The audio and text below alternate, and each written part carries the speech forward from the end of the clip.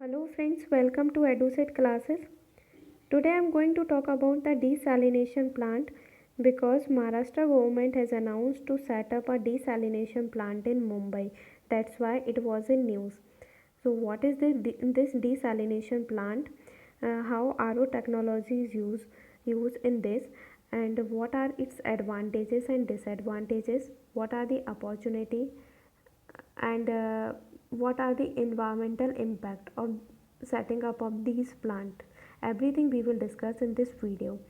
So recently Maharashtra government has planned to announce to set up a desalination plant in Mumbai because BMC has projected that Mumbai's population is anticipated to touch 1.72 crores by 2041.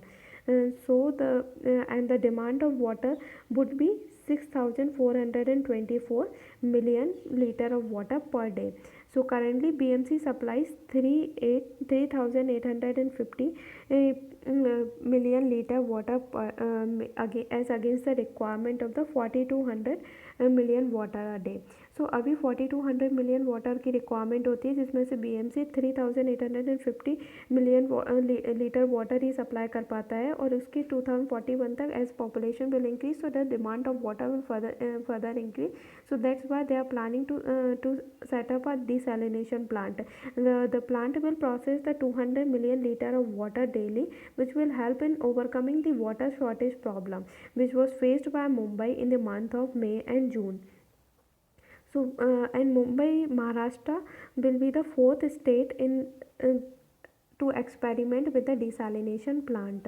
So what is this desalination? Desalination मतलब कि salinity. So desalination is a process of removing salt from water to produce water that meets the quality requirement of the different human uses. So these plants ultimately turn salt water into the water that is fit to drink. हमें पीने योग्य पानी प्रदान करता है एक तरीके से. And the technology in desalination plant is used as RO technology, reverse osmosis. तो जब वाटर को क्लीन किया जाता है तो उसमें 3 स्टेजेस इन्वॉल्व रहती हैं. जैसे कि फर्स्ट जैसे प्री ट्रीटमेंट रहेगा उसका, देन RO टेक्नोलॉजी का यूज़ होगा, देन उसका क्वालिटी चेक होगा, क्वालिटी चेक एक तरीके से होगा, एंड देन आपको पीने के लिए मतलब सप्लाई किया जाएगा. तो फर्स्ट प्री ट्रीटमेंट में क्या होता है कि प्री ट्रीटमेंट में आपको जो भी कचरा वगैरह होता है, गंदगी होती है, वो साफ़ की जाती है. देन RO टेक्नोलॉजी बहुत इंपॉर्टेंट होती है, इसमें सॉल्ट को रिमूव किया जाता है वाटर से. एंड देन क्वालिटी चेक में जो रिमेनिंग कुछ ऐसा रह गया है तो उसको क्लीन करके उसको फिर सप्लाई किया जाता है. तो RO टेक्नोलॉजी में क्या होता है, सपोज़ यहाँ पे ये मेम्ब्रेन है, ठीक है. मेम्ब्रेन्स में ऐसे छोटे छोटे से पोर्स बने होते हैं, ये पोर्स में, और यहाँ पे इम्प्योर वाटर है, यहाँ पे उसमें सॉल्ट है, सॉल्ट कंटेंट ज़्यादा है, ओके. और यहाँ पे हमें प्योर वाटर लाना है. तो इसमें क्या होता है कि एक एक्सटर्नल प्रेशर पुट किया जाता है, प्रेशर एक यहाँ से लगाया जाता है, जिसकी वजह से इसमें जो वाटर रहता है मेम्ब्रेन से, ये मेम्ब्रेन्स में पोर्स के थ्रू जो वाटर होता है वो दूसरी तरफ चला जाता है, जो सॉल्ट पार्टिकल्स जो रहते हैं, मिनरल कंपोनेंट्स रहते हैं, वो इसी तरफ रह जाते हैं, ओके. और ये मेम्ब्रेन में पोर्स के थ्रू जो क्लीन वाटर होता है वो इस तरफ सप्लाई हो जाता है. तो ये पूरा प्रोसेस होता है रिवर्स ऑस्मोसिस का, RO का. तो it is an external pressure is applied to push solvent from an area of high solute concentration. जो ज़्यादा सॉल्ट कंपोनेंट और मिनरल्स ज़्यादा होते हैं तो उससे high solute concentration to the area of low solute concentration through the semi permeable membrane के through, ठीक है. सो the microscopic pores in the membrane allow the water molecule through but leave salt and other impurity behind, releasing the clean water to the from the other side, okay. So these plants are set up mostly in the area that have access to sea water. Now what are the advantages of desalination plant? तो इसका first advantage तो ये हो जाएगा कि ये जो हमारा वाटर शॉर्टेज होता है उसको, कमी को पूरा करेगा, ओके. एंड हमें क्वालिटी मतलब प्योर वाटर प्रोवाइड करेगा, क्वालिटी क्लीन प्योर वाटर की सप्लाई होगी। Okay, so it will provide a drinking water in an area where no natural supply of potable water exists. Okay, it can also extend the water supply beyond what is available from the hydrological cycle, providing unlimited climate independent and steady supply of high quality water provide होगा। And it also reduce the pressure on the fresh water supplies, जो अभी fresh water पे pressure बहुत ज़्यादा है वो भी reduce करेगा, that come from the area over exploited water resources that need protecting. So fresh water से भी जो प्रेशर है वाटर सप्लाईज का वो भी कम हो जाएगा। बट इसके कुछ डिसएडवांटेजेस हैं कि इसमें क्या होता है, इसकी जो बिल्ड एंड ऑपरेट कॉस्ट है, इसको प्लांट सेटअप करने की जो कॉस्ट है वो बहुत ज़्यादा है। So the cost to build and operate is very high. Energy cost, इसमें जो एनर्जी लगती है ना, energy cost account to 1/3 to 1/2 of the total cost of producing desalinated water.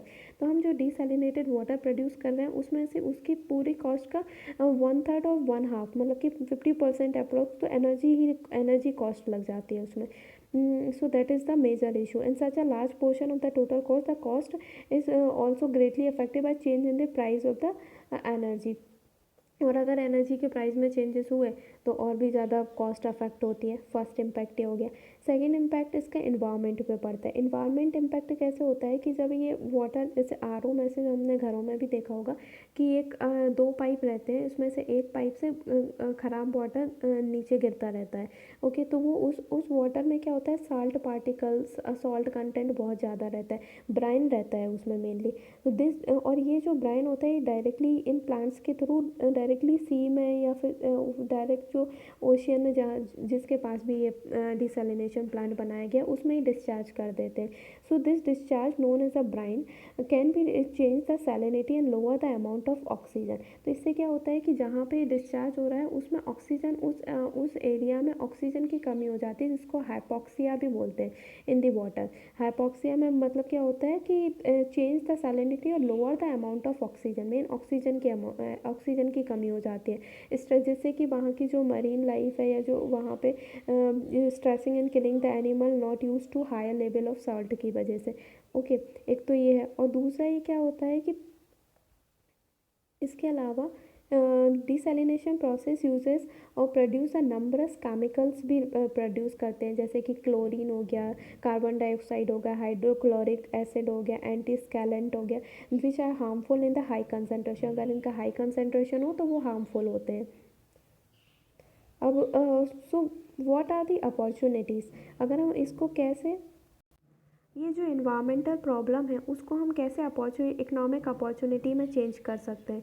तो इसका एक है कि जो ब्राइन को डिस्चार्ज किया जाता है that contain the precious element, like उसमें ब्राइन में यूरेनियम, सोडियम, मैग्नीशियम होता है जिसको अपन माइन कर सकते हैं और इसको फिर यूज़ किया जा सकता है। ओके, और नेक्स्ट है कि brine has been use for aquaculture में भी इसका यूज़ किया जाता है to increase the fish biomass of 300%। इसके अलावा इसका डाइट्री सप्लीमेंट जैसे कि स्प्रिलूना एक हेल्थ कंपोनेंट में भी यूज़ किया जाता है। लोग हेल्थ में आयुर्वेदिक कोई मेडिसिन है, इसकी टैबलेट्स भी आते हैं तो इसको लोग यूज़ करते हैं डेली डाइट्स में, तो इसमें भी इसको यूज़ किया जा सकता है। यूज़ ऑफ डिसैलिनेशन प्लांट, अब डिसैलिनेशन प्लांट का हम देखें तो वैसे they have being limited to countries in the Middle East और recently started being used in the part of the United States and Australia में भी इसको यूज़ करने लगे। वैसे मिडिल ईस्ट अफ्रीकन कंट्रीज़ में जहाँ पानी की कमी होती है वहाँ मेनली इसका यूज़ किया जाता है। सऊदी अरेबिया में यूज़ होता है उसका। ओके, इसके अलावा कुवैत में भी इसका, कुवैत में तो ऑलमोस्ट 100% उनका जो वाटर सप्लाई है वो डिसैलिनेशन वाटर प्लांट के थ्रू ही होता है। ओके, सबसे ज़्यादा होता है वहाँ पे। अभी इंडिया में अगर हम देखें तो इंडिया में Tamil Nadu has been the pioneer in using this technology, setting up of the 2 desalination plant near Chennai in 2010 and then 2013 में, और अभी इसके अपकमिंग 2 प्लांट्स और सेटअप करने हैं चेन्नई में इनको। इसके अलावा गुजरात और आंध्र प्रदेश ने भी प्रपोज किया है कि वो अपने डिसैलिनेशन प्लांट सेटअप करेंगे। सो इस वे फॉरवर्ड क्या है, there is a need to make a desalination technology, हमें मोर अफोर्डेबल बनाने की ज़रूरत है। और हमारा जो सस्टेनेबल डेवलपमेंट गोल नंबर 6 है, which ensures the access to water and sanitation for all. तो ये जो हमारा इस गोल को अचीव करने के लिए भी हमें डिसैलिनेशन टेक्नोलॉजी को और अफोर्डेबल बनाना चाहिए, that is increasing the viability of desalination for addressing this sustainable development goal. And to do this हमको क्या करना पड़ेगा, जो refinement for the low environment impact and economic cost जो इसमें लगती है हमें, एक तो इसमें क्योंकि प्रॉब्लम क्या आ रही है कि इकोनॉमिक कॉस्ट ज़्यादा है और इन्वायरमेंट पे इफेक्ट ज़्यादा पड़ रहा है, इसका नेगेटिव इम्पैक्ट पड़ रहा है, बिकॉज एनर्जी कंजम्पशन ज़्यादा होता है और एनर्जी को हम अल्टीमेटली कहाँ से, फॉसिल फ्यूल्स को बर्न करके ही यूज़ करेंगे, तो उससे क्या होगा, ग्लोबल वार्मिंग और ज़्यादा बढ़ेगी, क्लाइमेट चेंज होगा। तो हमारा मेन कंसर्न है कि हमको इन्वायरमेंट पे कम इम्पैक्ट पड़े, जिससे कि हम उसको प्रॉपर तरीके से, लाइक ब्राइन का जो डिस्चार्ज होता है उसको यूज़ करें, उसका जो हेल्थ सप्लीमेंट में उसका यूज़ होता है, या फिर उससे मैग्नीशियम सोडियम बन में यूज़ होता है, तो इस तरीके से हम इसको यूज़ कर सकते हैं। Okay, and along with the innovative financial mechanism, क्योंकि इसकी कॉस्ट भी बहुत ज़्यादा है, बिल्डअप कॉस्ट, ऑपरेटिंग कॉस्ट बहुत ज़्यादा है, to support the sustainability of the desalination scheme which is likely to be required. So that is it for the day, friends. I hope you like the video. Please do like, share and subscribe my channel. Thank you. Bye bye. Have a nice day.